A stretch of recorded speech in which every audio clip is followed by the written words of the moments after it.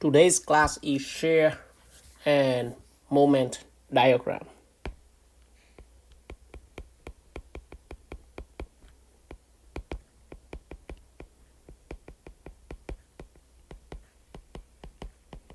Shear and moment diagrams. And let's have a beam.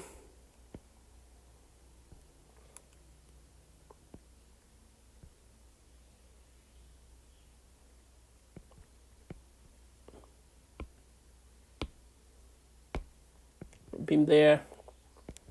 And we have a roller. And we also have a pins. And any random apply moment or load, couple C, load F, concentrated distributed load,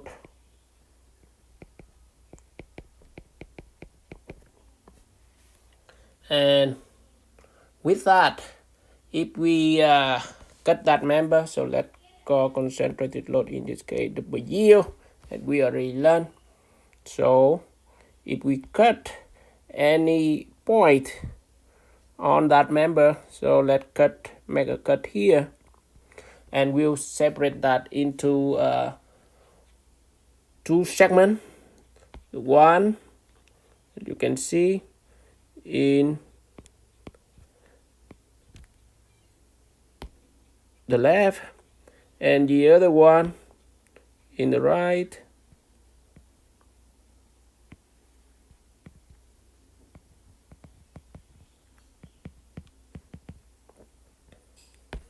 There.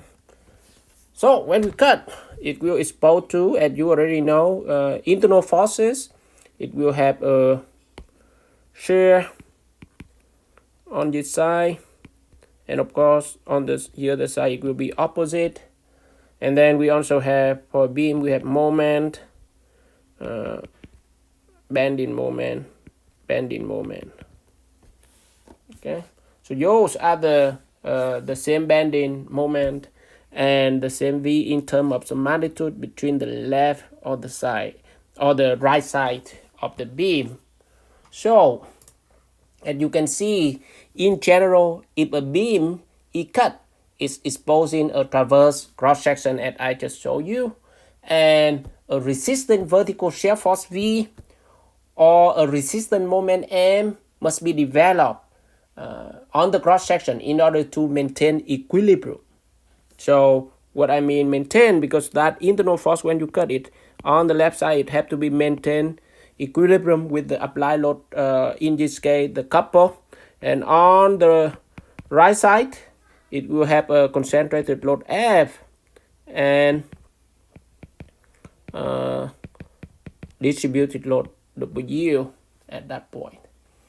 And the magnitude of the force and the moment vary from the cross section to cross section. If you cut a different place, the M and V that I show you in here, so let's circle out that the M, and you can see, and the shear force, it varies from cross section to cross section, and it depends on the type of load that you apply. It also the way in which the beam is supported. In this case, they have a roller and they have a pins. If you change to fixed support, etc., the distribution, the magnitude of the force vary from cross section by cross section, and it also different.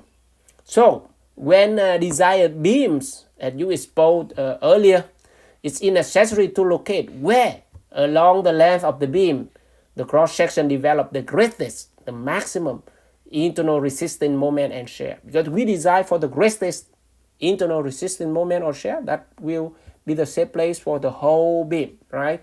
So today we talk about the shear and moment diagram is a convenient way of doing this. So with that, when we have a diagram that shows the internal shear and moment, that we call shear and moment diagram, and that is to locate where is the greatest internal resistant shear and internal resistant moment, so that we can design for the beam. So it will be a diagram showing internal,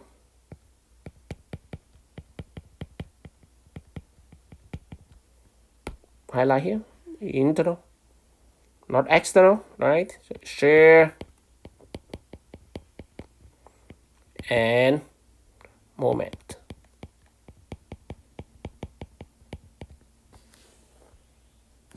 Yes, that is shear and moment diagram definition.